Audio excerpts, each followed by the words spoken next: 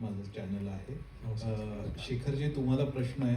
आत्ताच नागराज सर तुमच्याबरोबर रिलीजलाही आलेले आहेत आणि ही पहिलीच फिल्म आहे तुमची, फीचर फिल्म. तर कोणकोणत्या दिग्दर्शकांचा प्रभाव तुमच्यावर आहे आत्तापर्यंत, की जेणेकरून पहिली फिल्म प्रेझेंट करताना तुम्हाला त्यांच्याबद्दल सांगायला आवडेल? सुरुवातीच्या काळात गावाला आम्ही रस्त्याच्या मध्ये पडद्यावर बसून, म्हणजे शेवटची एसटी 9:30ची गेली की पडदा मारला जायचा आणि त्या साईडला बायका, या साईडला सगळे पुरुष, असं बसून आम्ही फिल्म्स बघितलेल्या आहेत. त्याच्यात जास्तीत जास्त दादा कोंडके साहेबांच्या फिल्म्स बघितलेल्या आहेत. मी 8वी-9वीला होतो तेव्हा चंदेरी सोनेरी नावाची पुरवणी यायची, त्याच्यामध्ये चित्रपटांबद्दल लिहून यायचं. आणि त्याच्यामध्ये दादा कोंडके साहेबांबद्दल किंवा राज कपूर साहेबांबद्दल मी वाचलं होतं की दादा कोंडके साहेबांची 7वी झाली आणि मग त्यांनी कसं सिनेमामध्ये ते आले. अगोदर वगनाट्य करत होते. आमच्या गावाला जरा तमाशाची चांगली परंपरा, मोठी परंपरा आहे. आणि मग तमाशा म्हणा किंवा ह्या सगळ्या गोष्टी बघून मी ते आमच्या माळीत, म्हणजे घरात येऊन ते सगळं करायचो. त्यामुळे दादा कोंडके साहेब, राज कपूर साहेब, ज्यांच्यामुळं मला वाटलं की आपण सिनेमा करू शकतो. आणि मी गाव सोडून 12वी नंतर डायरेक्ट इथं आलो. इथं आल्यानंतर मला विशांतराम बापूंचे सिनेमे मला माझ्या जवळचे वाटले. गुरुदत्त साहेबांचा प्यासा किंवा मार्टिन स्कॉर्सेसी सरांच्या फिल्म्स. आणि मग त्याच्यानंतर अण्णा तर आमचे मोरक्याच आहेत, त्यामुळे अण्णांचं तर आहेच. रवी जाधव सरांच्या फिल्म्स. तर ही सगळी दिग्दर्शक आहेत जे मला माझ्या जवळचे, किंवा मला असं वाटतं माझ्यासारखं काहीतरी आहे किंवा मला आवडतात. Thank you sir. नमस्कार, मी गणेश आचवल, स्वामी कृपा क्रिएशन्स. प्रश्न विचारण्यापूर्वी मी एक शुभेच्छा देतोय. मला आत्ता ज्ञानेश्वरी, तू पण आरजे आहेस, मी पण आरजे आहे, मला सुचलं आत्ता. तर झी स्टुडिओजला मला शुभेच्छा द्यायच्या आहेत. अगग सुनबाई काय म्हणता सासूबाई, अगग सुनबाई काय म्हणता सासूबाई, या प्रश्नाला तुम्ही दिलत रुबाबात उत्तर. अगग सुनबाई काय म्हणता सासूबाई, या प्रश्नाला तुम्ही दिलं रुबाबात उत्तर. आता थांबायचं नाही, पुढे जात राहायचं. नागराज सरांचा आशीर्वाद घेऊन सैराटप्रमाणे लोकप्रियतेवर, लोकमान्यतेवर आणि राजमान्यतेवर स्वार व्हायचं, राजमान्यतेवर स्वार व्हायचं. आता प्रश्न माझा चिनार आणि महेशपैकी महेश नाही. मुळात संगीत हा चित्रपटाचा आत्मा असतो, कथा असते, संवाद असतात, आणि आता तुम्ही प्रोसेस सांगितली. पण मला जेव्हा संगीत निर्माण होत असतं, शब्द सुचत असतात, म्युझिक, ते जे जॅमिंग सेशन असतं ना, त्या आठवणी ऐकायला आवडतील. खूप जॅमिंग सेशन्स झाले आमचे. म्हणजे मी तुम्हाला सांगतो की ही फिल्मची अख्खी प्रोसेस आम्हाला खूप टाइमपासची आठवण करून देते. एवढे जॅमिंग सेशन्स आमचे झाले की संजयजी यायचे, बसायचे, शेखर सर यायचे, आणि पूर्ण दिवस आम्ही सकाळी 10-11 वाजता रात्री 10 पर्यंत बसायचो. काहीच सुचायचं नाही. कधी कधी काहीतरी सुचायचं, मग ह्याच्यावर काहीतरी लिहूया का, मग गीतकाराला बोलून किंवा लाईन्स, आता कसं तरी, किंवा रुबाब टायटलचं जी हुकलाईन जी तुम्ही ऐकाल जेव्हा रिलीज होईल, ती शेखर सरांनी दिलेली हुकलाईन आहे. तर ती त्यांच्या डोक्यात आलं होतं आणि त्याच्यावरनं ते गाणं डिझाईन झालं. प्रत्येक गाणं असं डिझाईन झालं. आणि मला पर्सनली आम्हाला दोघांना आवडलेली गोष्ट अशी होती की त्यांनी खूप आम्हाला फ्रीडम दिलं, की काही प्री नोशन नव्हतं की आम्हाला असं गाणं पाहिजे, असं गाणं. की युजली असं असतं की रेफरन्सेस आपण काहीतरी असतात की अशा टाईपचं गाणं, त्यांचं बिलकुल नव्हतं. शेखरजी, संजयजींचं होतं की नाही, हे स्लेट एम्प्टी आहे, अगदी कोरी आहे, तुम्ही त्याच्यावर काहीतरी करा आणि आम्हाला ते कसं वाटतंय ते आपण बघू. आणि म्हणजे खूप झाले आमचे सेशन. पण मग गायक किंवा गायिका सिलेक्ट करताना की या गाण्याला पर्टिक्युलरली मला हा आवाज हवाय, तर हे सिलेक्ट करतानाची जी प्रोसेस आहे, की तुम्ही सजेस्ट केलं का सरांकडून आलं होतं? दोन्हीकडनं आलं होतं. म्हणजे एका गाण्याला त्यांनी सजेस्ट केलं होतं की आपण यांना ट्राय करूया का, आणि काही गाण्यांना आम्ही सजेस्ट केलं. जसं रुबाब टायटल सॉन्ग आहे जे मुकुंद सूर्यवंशी म्हणून मी आत्ताच नाव घेतलं होतं. सो तो कधीच तुम्ही असं, आम्हाला वाटतं की असा आवाजच नाही ऐकला आपण. ही स्टाईल जी आहे ती त्याच्याकडे होती, आणि आम्ही त्यांना सजेस्ट केलं की आपण त्याला करूया किंवा त्याच्याकडनं करूया गाणं. आम्ही ऐकलं, त्याचे 2-3 वेळा तो आला, 2-3 वेळा त्यांनी गाणं गायलं आणि ते आवडलं अख्ख्या टीमला, आम्हाला सगळ्यांना आवडलं. तर प्रत्येक गाण्याला वेगवेगळं, काही त्यांनी काही आम्ही असं. थँक्यू. एक गाण्याबद्दल मी सांगतो. नक्की. जे तिसरं गाणं आता रिलीज होणार आहे, तर ते गाणं आधी त्यांनी केल्यानंतर आम्ही सगळ्यांनी ते गाणं फायनल केलं आणि आम्हाला आवडलं सुद्धा. पण घरी गेल्यानंतर मला झोप येईना की गाणं तर चांगलं आहे, पण मला चांगलं वाटत नाही आहे. का जाणे माहीत नाही, पण मी सकाळी पुन्हा गेलो आणि त्यांना सांगितलं स्क्रॅप करूया गाणे. अरे पण काय झालं आता, इतकी मेहनत केली आणि गाणं सगळं आपण रेकॉर्ड केलं, सगळं झालं आहे, सगळं चांगलं आहे, आता का नाही म्हणतात. म्हटलं नाही आवडत हे गाणं. आणि मला असं झालं होतं की आता हे म्हणतील की आम्ही सोडतो फिल्मच. पण महेशजींनी खूप पॉझिटिव्हली घेतलं ते, आणि मला वाटतं पुढच्या 2 ते 3 दिवसातच पुढची एक खूप त्यापेक्षा खूप चांगली ट्यून त्यांनी ऐकवली, आणि पुढचं जे गाणं आता येणार आहे तिसरं, तर ते गाणं ते असेल. थँक्यू. Hello, excuse me.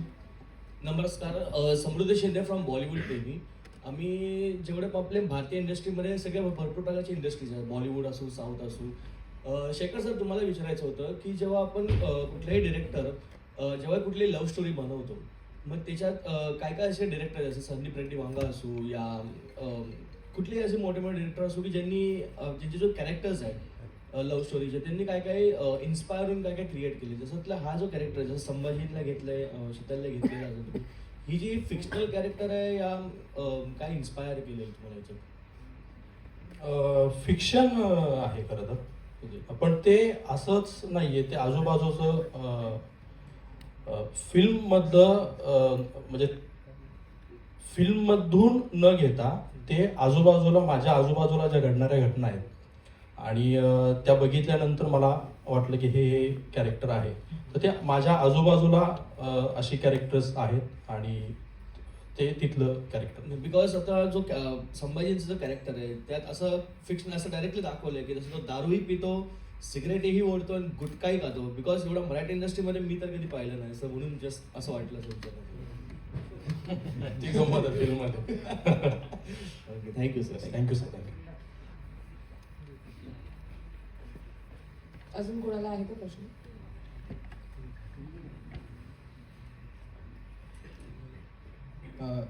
नमस्कार, मी नितीन मोरे लेट्सअपमधून. मला शेखर सर तुम्हाला विचारायला आवडेल की जेव्हा चित्रपट बनत असतो तेव्हा एक दिग्दर्शकाचा विजन त्याच्या डोळ्यासमोर क्लिअर असतो, पण दिग्दर्शक सुद्धा अधिक प्रेक्षक असतो. तर प्रेक्षक म्हणून तुम्ही रुबाब या तुमच्या चित्रपटाकडे कशा पद्धतीने बघता? सगळ्यात पहिलं तर दिग्दर्शकाच्या अगोदर मी प्रेक्षक म्हणूनच ती फिल्म कुठलीही बघत असतो की ती मला किती भावते, माझ्यावरती त्याचा किती इम्पॅक्ट होतोय, आणि ती जर मला भावत असेल, माझ्यावर त्याचा इम्पॅक्ट होत असेल, तर ती गोष्ट मी करायला घेतो. कुठली म्हणजे याच्या अगोदर मी शॉर्ट फिल्म्स पण केल्या, त्याही माझ्या आजूबाजूच्या माझ्या बघण्यातल्या गोष्टी होत्या. मला ज्या गोष्टींचं चांगलं वाटलं किंवा मला ज्या गोष्टी वाईट वाटल्या किंवा मला जे काही कळालं तर ते मला वाटलं की लोकांना सांगितलं पाहिजे. तर अशाच गोष्टी मी केलेल्या आहेत आणि रुबाबच्या बाबतीत पण तेच आहे. Thank you sir. हाय, हॅलो, नमस्कार. माझं नाव मिताली मोरे. चंदेरी च्विंगम हे माझं चॅनल आहे. माझा प्रश्न, आधी तर खूप खूप अभिनंदन रुबाबसाठी, संपूर्ण टीमला. माझा प्रश्न शेखर सरांसाठी आहे. ही जी आजच्या जनरेशनची लव्ह स्टोरी तुम्ही घेऊन आलात, फिअरलेस लव्ह स्टोरी आहे ही, सो त्यामध्ये सगळ्यात मोठं चॅलेंज काय होतं तुमच्यासाठी? कास्टिंग खरं तर मोठं चॅलेंज होतं. एकतर ती भाषा, ज्या मानदेशी भाषा आपण म्हणतो त्या तिकडची भाषा येणं आणि ती भाषा बोलणारी सगळी पात्र एकसारखी टोन असली पाहिजे सगळ्यांची, आणि म्हणूनच मग ते स्क्रिप्ट न देणं याचं कारण हे होतं की मग त्याच्यात टोन कसे आणणार ना स्क्रिप्टमध्ये.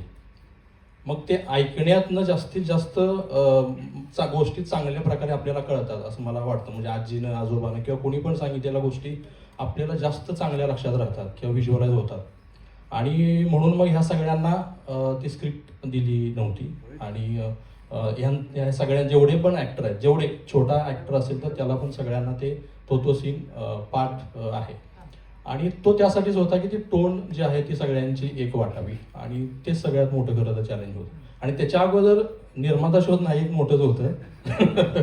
म्हणजे ऑल्सो सर, हे तुझ्यासारखी नको, तूच पाहिजे, ह्या मागचा एखादा किस्सा हे कुठून सुचलं आणि हे कसं आलं? म्हणजे हे खूप कॉमन लाईन आहे, आपण ऐकतो हे बोलताना, पण त्याला तर तुम्ही एवढं मोठं बनवलंय आणि इट्स अ टॅगलाईन तुमच्या चित्रपटाची, सो ते कुठून आलं, त्यामागचा किस्सा? हे परत तेच आहे, आपल्या आजूबाजूला आहे, आपण रोजच बघतो. प्रत्येकालाच वाटतं की आपल्यासोबत आहे तीच पाहिजे, दुसरी नको, आणि किंवा तिलाही तेच वाटत असतं की तोच हवा. असं नाही की फक्त मुलांनाच वाटतं. आणि हे सगळ्यांच्या जवळचं आहे म्हणून फिल्मची टॅगलाईन पण खाली की एकाची नाही अख्ख्या जगाची लव्ह स्टोरी आहे, ही टॅगलाईन आहे त्याची फिल्मची. तर ते आपल्या सगळ्यांचं आहे. Thank you sir. थँक्यू.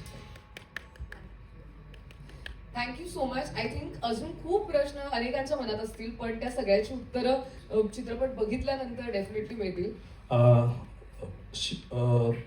थँक्यू म्हणायचं होतं भवेश सर, थँक्यू. ही स्टुडिओ थँक्यू सर, थँक्यू. तुम्हा सगळ्यांना खूप थँक्यू, तुम्हा सगळ्यांना खूप थँक्यू. आणि अण्णा तुम्हाला पण खूप थँक्यू, खूप आभारी आहे, खूप प्रेम. Thank you, thank you sir.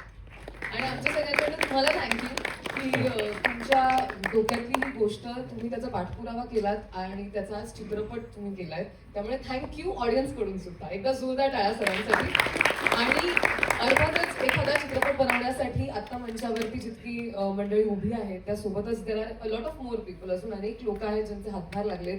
त्यामध्ये क्रू मधली अनेक मंडळी आहेत, कास्ट मधली अनेक मंडळी आहेत. मला माहिती आहे ती ऑडियन्समध्ये बसलेली आहेत. मी सगळ्यांना विनंती करते की आपण सगळ्यांनी प्लीज स्टेजवर या आणि आपण एक पूर्ण चित्रपटाच्या ग्रुपचा एक फोटो काढूया.